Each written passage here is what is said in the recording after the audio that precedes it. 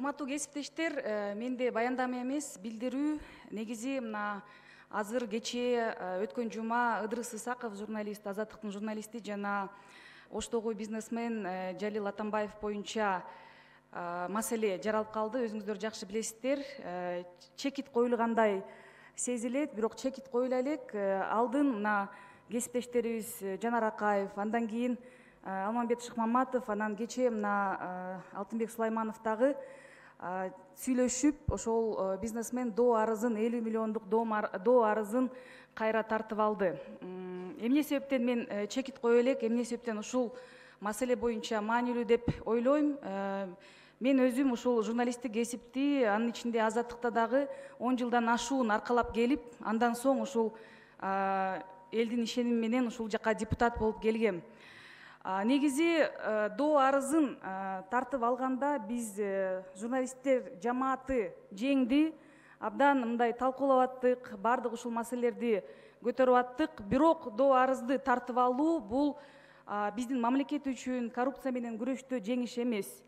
Парламент ушундай мезгилдерде бүт иликтеп, эмне болуп атат ушул маселелер?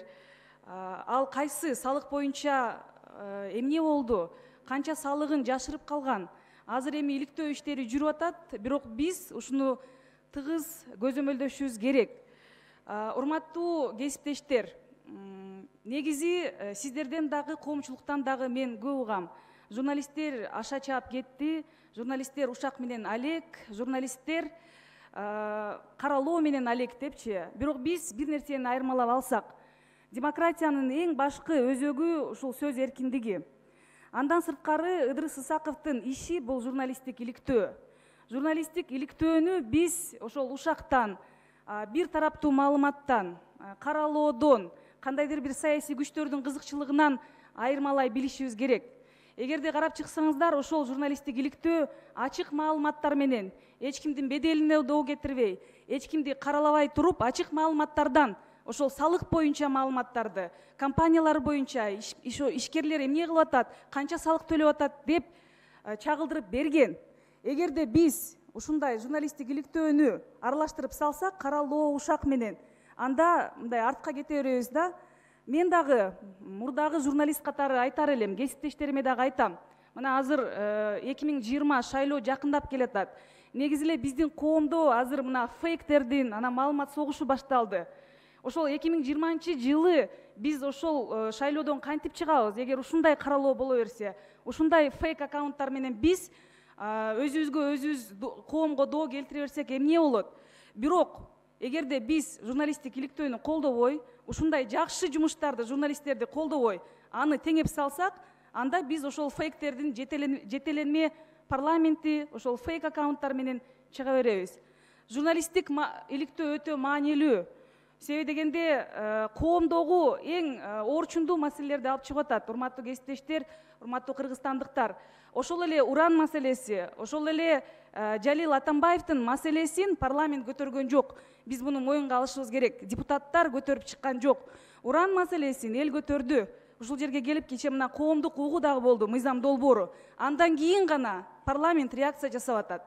Ошол эле орчундуу маселелерди эгерде ошондой кыйын, күчтүү журналисттер көтөрбөсө, парламент тилекке каршы биз көтөрө албай атабыз. Биз дагы улам ар бирибиз сүйлөгөндө, социалдык тармактарда ушундай маселе болуп атат деп сүйлөп калдык.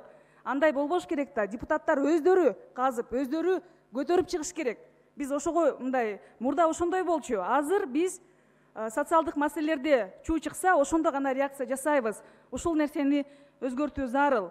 Негизи премьер-министр өзүнүн отчетунда көмүскө экономика 24%, бирок мен андан да көп экенине ишенем деп өзү бул жерде ишендирип кетти. Айрым эксперттердин баамында ошол көмүскө экономика 60-70%га жетти. Ошол эле Жалил Атамбаевдин маселеси 50 миллион сом ошол көмүскө экономикага кирет, коррупция менен күрөшкө кирет. Ошондуктан суранам, ушул парламент өзүнүн ролун так аткарып, ушул ишти, мындан аркы иштерди, салыгын жашырган, ушундай коррупциялык иштерге барган ишкерлерди, алардын ишин тыгыз иликтеп, биз чечим чыгарышыбыз керек. Ал эми таза иштеген ишкерлерди биз колдошубуз керек. Урматтуу кесиптештер, негизи баш кесмек бар. тил кесмек жок деп биз дайыма айтабыз. Чырылдаган чындык дейбиз, кашайган чындык дейбиз. Мунун баарында кыргыз элинин улуу философиясы жатат. Себеби дегенде биз ошол дайыма чыркыраган чындык